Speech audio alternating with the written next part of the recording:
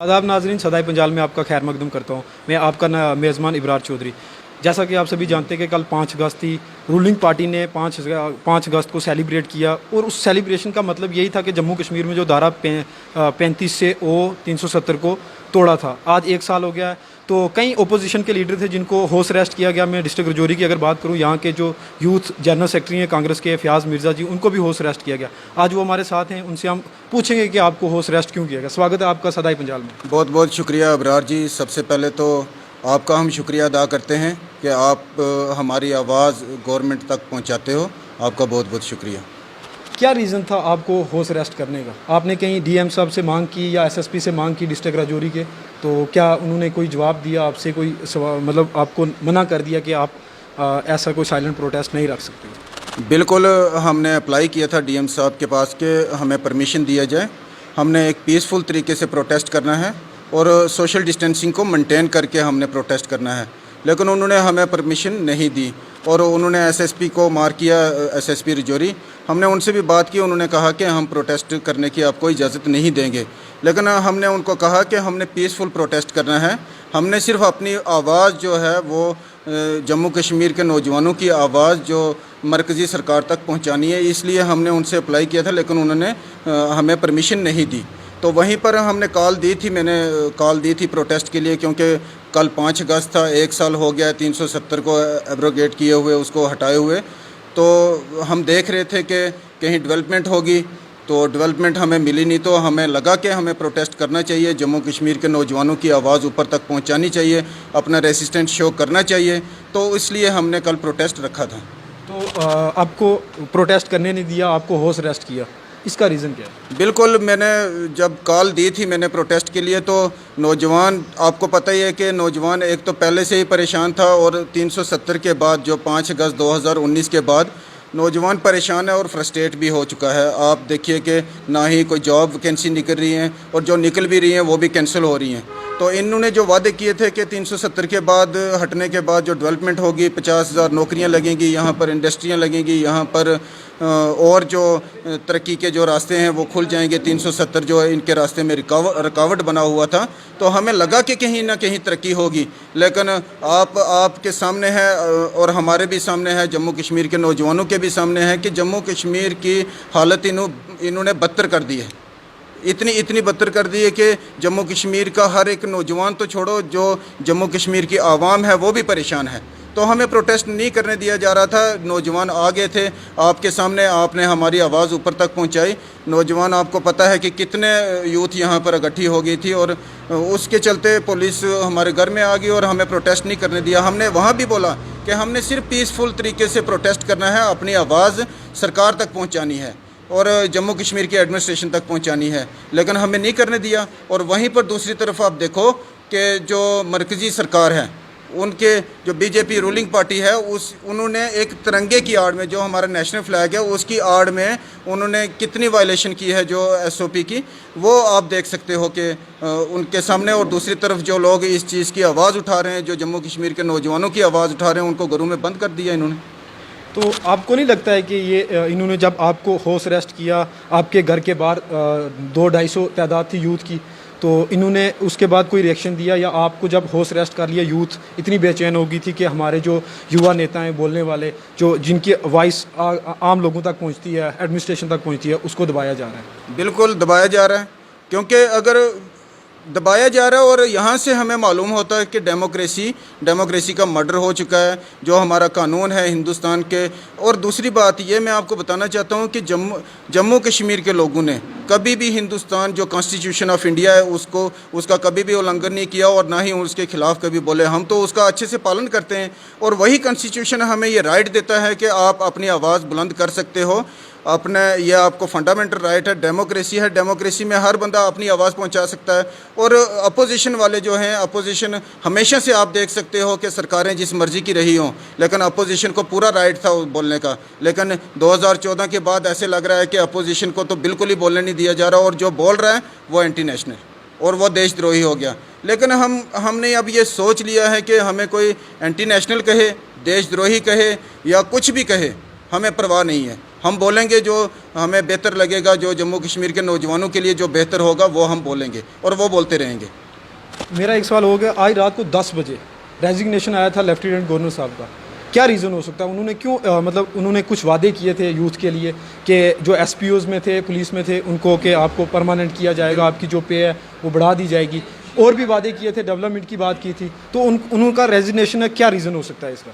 देखिए, हमें लग रहा था कि 5 अगस्त को ये अनाउंस कर देंगे कि स्टेटहुड वापस कर देंगे, और अगर जहां मुर्मू साहब ने रेजिग्नेशन दे दिया, उन्होंने रिज़ाइन कर दिया, तो वहां से हमें सामने ये लग रहा है कि अगर दूसरा लेफ्टिनेंट गवर्नर इन्होंने मंगवा लिया तो मुझे नहीं लगता कि कहीं ना कहीं ये स्टेटहुड देंगे, और ये 2 साल तक तो मुझे लगता नहीं है कि ये कोई हमें स्टेटहुड देंगे वापस। तो जो नए गवर्नर साहब आएंगे उनसे क्या गुजारिश रहेगी आपकी?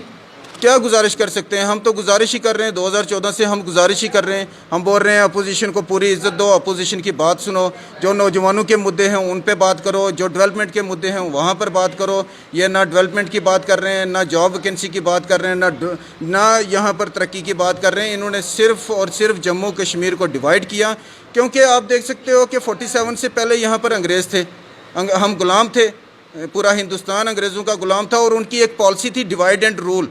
लेकिन अंग्रेज़ तो चले गए। आप देख सकते हो कांग्रेस पार्टी ने हमेशा से 1885 से, ये जब Congress party Indian national Congress बनी, तब से लेकर 1947 तक यह आज़ादी की जंग लड़ती रही, अंग्रेज़ों को यहाँ से भगाया, और उसको भगाने के बाद ये देखो जब हिंदुस्तान को कितने इन्होंने अच्छे तरीके से चलाया, डेमोक्रेसी को ज़िंदा रखा, कॉन्स्टिट्यूशन को ज़िंदा रखा।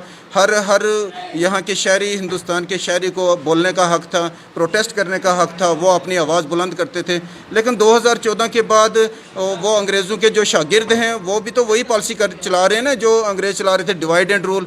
और इन्होंने भी जम्मू कश्मीर में वही पॉलिसी खेली कि डिवाइड एंड रूल। जम्मू को डिवाइड कर दिया, जम्मू को कहा गया कि आपको हम स्टेटहुड देंगे, अलग स्टेट, सेपरेट स्टेट देंगे, और हम कश्मीर को यूटी बना देंगे। वहाँ पर डिवाइड किया और जम्मू के लोग खामोश हो गए। जो एक महाराजा गुलाब सिंह की जो जागीर थी, क्योंकि उन्होंने अंग्रेज़ों से ख़रीदा था इस जम्मू कश्मीर को, ये उनकी जागीर है, और महाराजा हरि सिंह ने यह कानून बनाया था स्टेट सब्जेक्ट। तब उनको ये पता नहीं था कि ये मुस्लिम मेजॉरिटी है, ये मुस्लिम मेजॉरिटी स्टेट है, उनको भी पता था, लेकिन उनका एक विज़न था, उनको पता था कि ये कानून बनेगा तो जम्मू कश्मीर सेफ़ रहेगा। उन्होंने ये कानून बनाया था, लेकिन इन्होंने वही डिवाइड करके जम्मू कश्मीर को इसके टुकड़े टुकड़े करके इन्होंने इसको जम्मू कश्मीर को यूटी बना दिया और लद्दाख को यूटी बना दिया। और जम्मू में देखो आप टोल प्लाजा लगे हैं, 3 लगे हैं, और चौथे की मैं एडवांस में मुबारक देता हूँ कि अखनूर में लगने वाला। यहाँ से हम जब जम्मू जाते थे तो हम ऐसे ही फ्री जाते थे, अब हमें पैसे दे के जम्मू जाना पड़ेगा और वापस आना पड़ेगा। वो टोल प्लाजा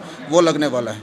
तो ये जो ट्रांसपोर्ट के जो ड्राइवर हैं, इनके लिए भी तो टूल के लिए मुश्किलात है, क्योंकि ये जितनी दिहाड़ी लगाते हैं, चाहे वो हम 500 की बात करें या 1000 की बात करें, जितनी उनकी बचत होती है, अगर वो 200 रुपया टूल में देंगे तो क्या बचेगा उनके लिए? देखिए, ट्रांसपोर्ट को तो इस सरकार ने ख़त्म ही कर दिया है। आज ये डिजिटल इंडिया की बात कर रहे हैं। अगर ये डिजिटल इंडिया है और हिंदुस्तान इतनी तरक्की कर रहा है अगर, तो इस टाइम पे जो भी बंदा गाड़ी ले रहा है और 10% 11% उनको टैक्स देना पड़ रहा है जो नंबर लगवाने के लिए। आप देखो कि एक 25 लाख की जो बंदा गाड़ी ले रहा है, 2.5 लाख रुपया उस पर नंबर लगाने के लिए दे रहा है, और देखो 2.5 लाख रुपया उसको पूरे साल में बचता नहीं है, और वो 2.5 लाख रुपया नंबर। इस टाइम अगर डिजिटल इंडिया है, अगर हिंदुस्तान तरक्की कर रहा है, तो इस टाइम ऐसा होना चाहिए था कि 200-250 रुपये की रिसिप्ट कटवानी थी, वो फ़ी देनी थी और नंबर लगना था, जहां 250 के बजाय यहाँ पर 2.5 लाख रुपया देना पड़ रहा है। तो ट्रांसपोर्ट तो बिल्कुल ख़त्म हो गया। आप देख रहे हो कि सड़कें खाली पड़ी हुई है, ट्रांसपोर्ट चल नहीं रहा है। तो तेल और देखो डीजल पेट्रोल का रेट देखो आप कितना महंगा हो गया है। अब डीजल पेट्रोल जब महंगा होगा, कैरेज महंगा होगा तो गरीब को ही मार पड़ेगी। बात वो होती है, जो भी कानून बनता है वो गरीबों को मद्देनज़र रख के ही बनता है कि गरीबों को कहीं ना कहीं नुकसान ना हो। लेकिन इनके जितने भी कानून बना रहे हैं, ये इस कोविड-19 की आड़ में जितने भी कानून बना रहे हैं, वो गरीबों के हित में नहीं है। तो मेरा आखिरी सवाल आपसे रहेगा कि यूथ को क्या कहेंगे? कल का जो 5 अगस्त था, उसमें जो आप जैसे लीडर को, युवा लीडर को बंद कर दिया, तो आप यूथ को क्या कहेंगे? एक को बंद करेंगे कि सभी को भी बंद करेंगे? तो उसमें आपका क्या रिव्यू रहेगा? देखिए, ये ऐसा होता है कि अकेले ही चले थे जानिबे मंजिल, लोग आते गए और कारवां बनता गया। कल मैं बोला हूँ, कल मुझे अरेस्ट किया है, आने वाले दिनों में और भी लोग बोलेंगे। और मैं तो रिक्वेस्ट करूँगा जम्मू कश्मीर के नौजवानों को कि ये ज़ात पात और ये जो डिवाइड जिस चीज़ पे हो रहे हैं, हिंदू मुस्लिम या किसी चीज़ से भी आप डिवाइड हो रहे हैं और ये सरकार कर रही है, हमें डिवाइड होने की ज़रूरत नहीं है। सबसे पहले हमें जम्मू कश्मीर के लिए बोलना चाहिए।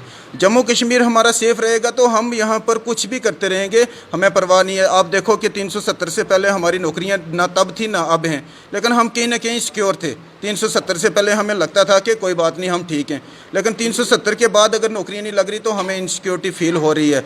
और आप देखो कि अलीगढ़ मुस्लिम यूनिवर्सिटी का मैं एक ज़िक्र करूंगा और जम्मू कश्मीर के नौजवानों को ये बताना चाहता हूं कि अलीगढ़ मुस्लिम यूनिवर्सिटी में 50,000 स्टूडेंट पढ़ता है और वहाँ का लोकल अलीगढ़ का जो लोकल है वो ज़्यादा से ज़्यादा 100 या 150 या 200 स्टूडेंट होगा वहाँ पर। बाकी जितने भी स्टूडेंट हैं वो बाहर की स्टेट के हैं और बाहर की कंट्री के। और जो लोकल लोग हैं वो वहाँ पर रिक्शा चला रहे हैं, ऑटो चलाते हैं, रेडी लगाते हैं, चाय की रेडी लगाते हैं।